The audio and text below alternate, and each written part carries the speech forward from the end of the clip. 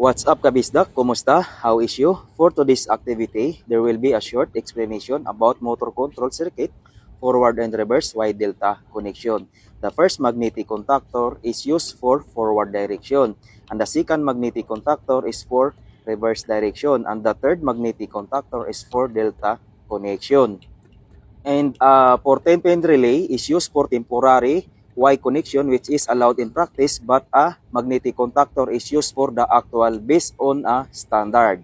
And also we have a 10-pin relay additional auxiliary connection for a both Y delta connection, and one more 10-pin relay used for 24 volts connection. The system is also included a timer which is powered by transformer power supply because the timer is only operated in 24 volts only. Also, we have a pilot light indicator, 6 pieces, and also we have a push button switch for forward and reverse. Okay, so let's power on. Okay. Brother, that's enough English. I can't talk anymore. Pardon me, I need to practice more. Alright? Testing ko muna yung dalawang 14-pin relay kung functional ba sa Y delta. So angat lang natin to no parehas. Ayan. Kung functional, proceed na tayo sa forward and reverse. So ayan po, functional siya. So proceed na tayo sa forward and reverse. Take note, pwede mong gawin to pag naka-off yung circuit breaker sa power circuit connection. Okay, forward natin. Sabay bilang. 1, 2, 3, 4, 5, ayun, 6 seconds bago nag-forward. So dito, dahil naka-electrical interlocking tayo, hindi ka basta-basta makapag-reverse. Kailangan mo muna mag-push button stop bago mag-reverse. Ganon din yung sa forward natin, no? So kailangan mo muna mag-push button stop bago mag-forward. Salitan po yan. So wala pong direct na mangyayari na forward and reverse. Kailangan mo muna mag-push button stop. Kagaya ng sinabi ko, naka-electrical interlocking yan. Okay po?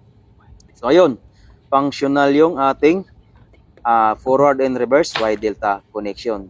So itong ating pilot light, yung kulay-pula, ayan, dumaan po yan sa forward na magnetic contactor sa auxiliary, tapos tumagos doon sa reverse na magnetic contactor, auxiliary contact. Kagaya nito. So pag nag-on yung forward, nag-o-off siya. Pag nag-on naman yung reverse, nag-o-off din siya. So ayun, din siya, naka-interlock. Try natin yung fault. Ayan. So functional yung fault.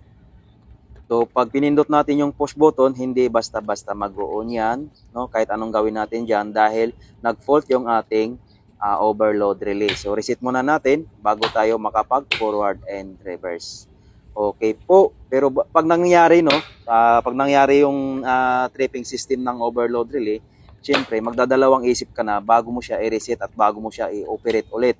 Kailangan mo muna i-troubleshoot mong yung motor, baka may problema na. Okay po? So kagaya ng sinabi ko kanina, itong ginagawa ko sa 14-pin relay, wag mong gawin to pag naka-on yung circuit breaker mo sa power circuit. Okay po? So ayun. Okay yung ating pag-wiring sa forward and reverse Y delta connection. So sa gustong ihingi ng schematic diagram, ayun na, naka-post na sa reels natin. So ayun, hanggang dito na lang. And see you in my next video.